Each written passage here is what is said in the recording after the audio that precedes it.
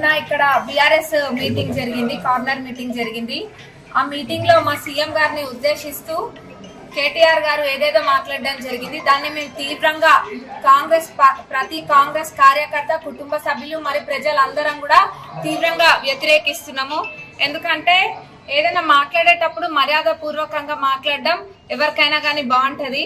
మరి ఒక సీఎం గారి హోదాలో ఉన్న మనిషిని పట్టుకొని ఏదేదో మాట్లాడినరు. అట్లా మాట్లాడడం అనేది అస్సలు మంచి పద్ధతి కాదు. అంటే మీకు మా సీఎం గారు ఎప్పుడు ప్రజల మధ్యలో ఉంటూ, ఎప్పుడు పగలు రాత్రి తేడా లేకుండా, ఏ రోజు కూడా విశ్రాంతి లేకుండా ప్రజల మధ్యలో ఉంటూ ప్రజాపాలన చేస్తున్నందుకు ఓర్వలేక ఇవన్నీ మాట్లాడుతున్నట్టుగా మాకు అనిపిస్తుంది. మీలాగా ఫామ్ హౌస్ పాలన చేసి అవి ఆర్ఎస్ట్ ఈరెస్ట్ అనుకుంటా వెళ్ళలేదు మా సీఎం గారు. ఎప్పుడు కూడా ప్రజల మధ్యలో ఉంటూ సమస్యలు తెలుసుకుంటూ ఎట్లా ఈ అప్పుల ఊవిలో ఉన్న ఈ రాష్ట్రాన్ని ఎట్లా మిగులు బడ్జెట్గా ఎట్లా మారవాలి మళ్ళా అని చెప్పే ఆలోచనతోటి మా సీఎం గారు ఏదైతే మాట ఇచ్చిండ్రో అన్న మాట కట్టుబడి మొత్తము ఏవైనా ఇప్పుడు గెలిచిన 2 రోజులకే ఉచిత బస్సు ప్రయాణం పెట్టడం జరిగింది.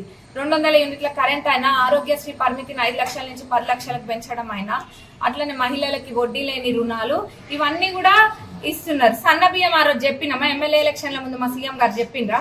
పేద ప్రజలకి తినే తిండి దగ్గర ఉన్నోడికి లేనోడికి ఏం తేడా ఉంటది? 10-15 ఏళ్ల కింద తినేటోళ్ళు కానీ ఇప్పుడు ఎవరు కూడా దొడ్డు బియ్యం తింటలేరు అనిస్తే ఈరోజు అందరు కూడా తినేటప్పుడు తృప్తిగా కాయా కష్టం చేసేది బుక్కడు బువ్వ తిననికే, ఆ బుక్కడు బువ్వ ఈరోజు తృప్తిగా తింటున్నామంటే ఈ చెయ్యి పార్టీ చల్వా అన్నది ప్రజలు ఎవరు కూడా మర్చిపోలేదు. మరి మీకు పదవులు లేకపోతే మీ అందరికి అంత ఫ్రస్ట్రేషన్ వస్తుందేమో. గౌరవ ముఖ్యమంత్రి గారిని పట్టుకొని అన్ని మాటలు అనడం అనేది మటుకు నేను చెప్తున్నా అసలు సంస్కారమే కాదు. ఎన్నడూ కూడా మేము ఎప్పుడు అట్లా మాట్లాడలేదు. ఈ నియోజకవర్గానికి వచ్చి మాట్లాడడం అనేది మాకు అందరు కూడా చాలా బాధాకరము.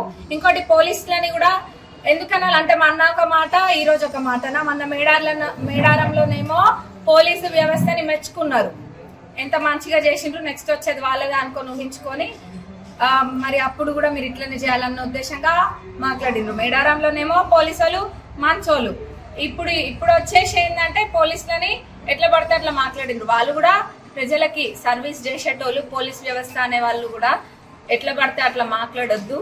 మరి నిజమే వాళ్ళకి, ఎందుకంటే వాళ్ళు ఉన్నప్పుడు అట్లా చేసిండ్రు కాబట్టి వాళ్ళకి ఇప్పుడు కూడా అదే వ్యవస్థ నడుస్తుందన్న భావం ఉండడంలో తప్పేం లేదులేండి.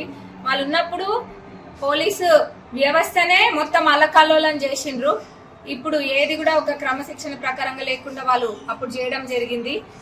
వాళ్ళు కంప్లీట్ గా ఎంత ప్రెషర్ తీసుకొచ్చే వాళ్ళు పోలీస్ డిపార్ట్మెంట్ ని ఎవరిని అడిగినా చెప్తారు. అందులో me print and electronic media సోదరులకి మంచి అది తెలియని విషయం ఏం కాదు, ప్రజలందరూ కూడా గమనించిండ్రు. వాళ్ళ టైంలో ఎన్ని కేసులు ఈ నియోజకవర్గంలో పెట్టిండ్రో, అక్రమంగా ఎన్ని కేసులు పెట్టిండ్రో, ఏం చేసిండ్రో అన్నది అది ఆపినా కానీ దాగే విషయం కాదు.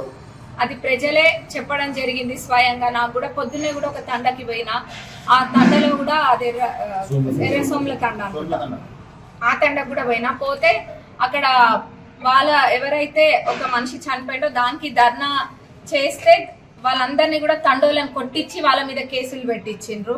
మరి కేసులు పెట్టించే బుద్ధి ఎవరికి ఉందన్నది వాళ్ళకే తెలియాలి.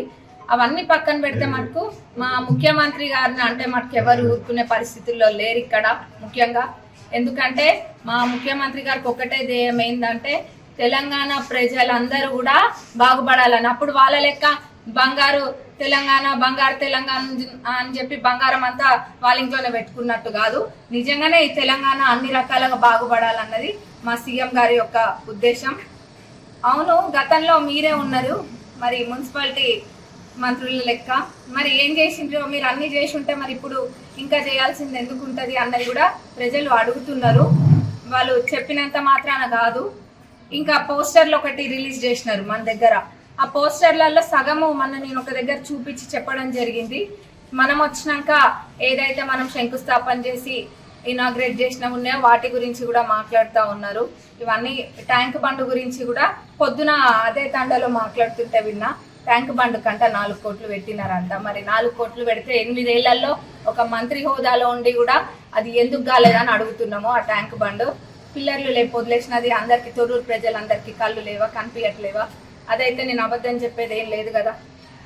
దానికి 5 కోట్లు TUFIDC నుంచి పెట్టి ఏదైతే మీరు వేసిన చిక్కుముడు ఉందో, మీరు మీ కాంట్రాక్టర్ గారు చేసిన ఘనకార్యం ఉందో అదంతా సెట్ చేసుకొని ఇప్పుడు దాన్ని ఒక ఆకారంలోకి తీసుకొచ్చి మళ్ళీ 5 కోట్లు పెట్టడం జరిగింది దానికి. ఇట్లా ఇంకా చెప్పుకుంటా పోతే ఎన్నో ఉన్నాయి. వీళ్ళకి మహిళలు బస్ ఎక్కిపోతుంటే కూడా ఓర్వలేరు బీఆర్ఎస్ వాళ్ళు. మహిళలు మంచిగా బాగుపడుతుంటే కూడా ఓర్వలేని గుణం. ఫ్రీ బస్ ఎందుకు పెట్టాలి, అది ఎందుకు పెట్టాలి, ఇది ఎందుకు పెట్టాలని. అది తెలంగాణ ఆడబిడ్డలకు ఎక్కడ ఆపద వచ్చినా కానీ వాళ్ళకి సంకోచించకుండా ఎక్కడ ఆపద వచ్చినా ఎటైనా వెళ్ళడానికి భరోసా కల్పించిండ్రు రేవంత్ అన్న. మరి ఎంతసేపు మా ముఖ్యమంత్రి గారినే టార్గెట్ చేస్తూ ఉంటారు. ఎందుకంటే వాళ్ళు చేయలేని పనులన్నీ కూడా మా ముఖ్యమంత్రి గారు చేస్తున్నారు కాబట్టి, ఎక్కడ విశ్రాంతి లేకుండా ప్రజల మధ్యలో ఉంటున్నారు కాబట్టి మా ముఖ్యమంత్రి గారు అంటే వాళ్ళ కుళ్ళు అదొక్కటే కనిపిస్తుంది ఇక్కడ. మరి తప్పకుండా ఇక్కడ తొర్రూరు గడ్డ మీద కాంగ్రెస్ జెండా ఎగరేయబోతున్నాం. అందులో ఎటువంటి అనుమానం లేదు. మీరు ఎన్ని అవాకులు చెవాకులు వేలినా అది ప్రజలందరూ కూడా గమనిస్తుండ్రు. మరి ఇంకేందో అంటున్నారంట, ఇక్కడ అత్త కోడలు బాగుపడ్డా తప్ప రాష్ట్రంలో అత్త కోడలు బాగుపడ్డా లేదని. అత్తకేమో 4,000 కోట్లు అంట, కోడలు అంటే నాకేమో 2,500 కోట్లు అంట. అన్న ఏడునే చెప్పరా, అదే చెప్తే అవి మరి ఒక 1,000 కోట్లు పెట్టి అందరికి ఇక్కడ హాస్పిటల్, గుడి, బడి అన్ని ఏది కావాలంటే అది కట్టిస్తాం. మేము తినే తిండి కూడా అమెరికా నుంచి మా సంపాదన ట్యాక్స్ పెయిడ్ అమౌంట్ ఇక్కడ మళ్ళీ అదే అమౌంట్ తెచ్చుకొని మేము తినే తిండి కూడా నెల ఖర్చులు కూడా మేము అక్కడి నుంచి తెచ్చుకుంటున్నాం.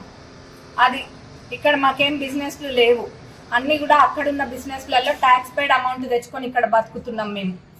ఇక్కడ బిజినెస్ లేదు, ఇక్కడ ఏమి మీ లెక్క దందాలు చేసుడు అయితే మాకు అది ఆ థాటే ఉండదు, అది ఎట్లా ఉంటుందో కూడా తెలియదు. మరి మీరు అట్లా ఉత్తగా అంటే జనాలు కూడా అర్థం చేసుకోలేనో లేం కాదు. మీరు ఉంటే మటుకు చెప్పండి అన్న, ఏడున్నాయో నాకు తెలుసుకుంటే మంచిగా ఉంటుంది కదా, ప్రజలకి కొన్ని ఇద్దాం చేద్దాం. మా ముఖ్యమంత్రి గారిని మటుకు ఇంకొకసారి ఈ తొర్రూరు గడ్డ పైనే కాదు ఎక్కడ ఎవరేమన్నా కానీ ఊరుకునేదే లేదు.